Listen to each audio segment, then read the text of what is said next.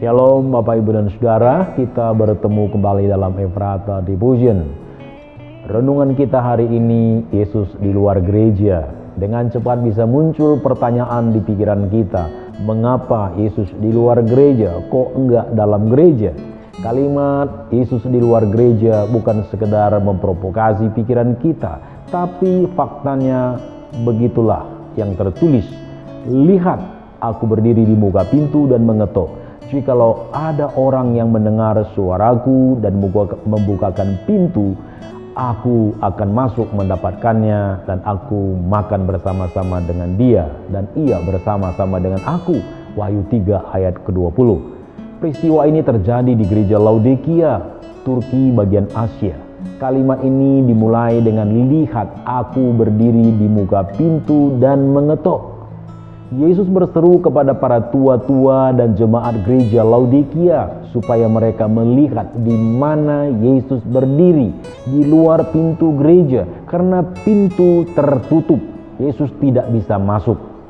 Kalau kita perhatikan surat-surat yang ditulis ke jemaat-jemaat di Asia seperti Efesus, Pergamus, Tiatira, kita menjumpai ada pujian dari sang kepala gereja Yesus Kristus. Tetapi kepada jemaat Laodikia tidak ada pujian, yang ada hanya celaan. Mereka suam-suam, tidak ada semangat untuk memberitakan Injil, tidak ada hati untuk melayani. Jemaat Laodikia kaya, di sana terdapat pabrik penenun kain domba, ada sekolah pengobatan dan lain-lain. Hati mereka telah dikuasai oleh kenyamanan, sehingga mereka tidak lagi membutuhkan Yesus. Mereka merasa kebutuhan hidup mereka telah tercukupi, sehingga mereka tidak memerlukan Yesus. Salib Kristus tidak dianggap penting. Yang penting adalah menikmati kepuasan hidup.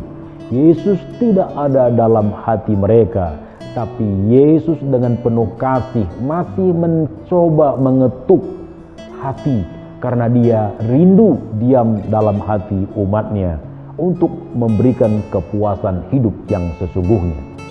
Di masa Natal ini, gereja banyak kegiatan, panitia Natal penuh kesibukan sehingga melelahkan. Namun satu hal yang penting kita pikirkan, jangan sempat Yesus tidak ada dalam hati kita.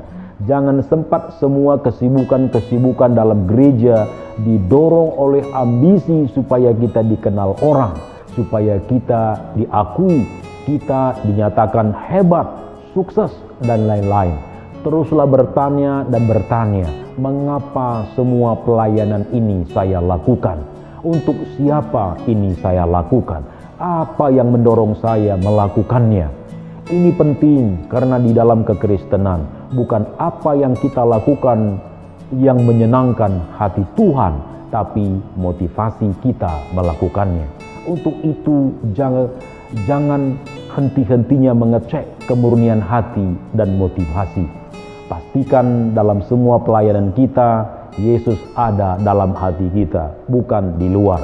Pastikan ada Yesus dalam gereja kita, bukan di luar. Jika ternyata dia di luar, bukalah pintu, undang dia masuk, karena dia telah berdiri di depan pintu dan mengetuk. Mari kita berdoa. Bapa di surga, ajarlah kami senantiasa membuka hati supaya Yesus Kristus masuk dalam hati kami.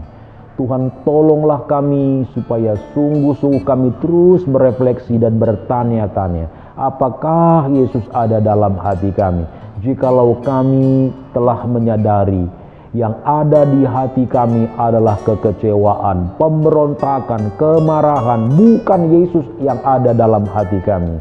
Biarlah pada masa raya Natal ini kami membuka hati kami dan mengizinkan Yesus masuk ke dalamnya, menguasai hati kami, membersihkan hati kami, dan biarlah damai di Natal ini pun kami nikmati bersama. Terima kasih Tuhan yang Maha Baik. Ini doa kami di dalam nama Tuhan Yesus Kristus kami berdoa.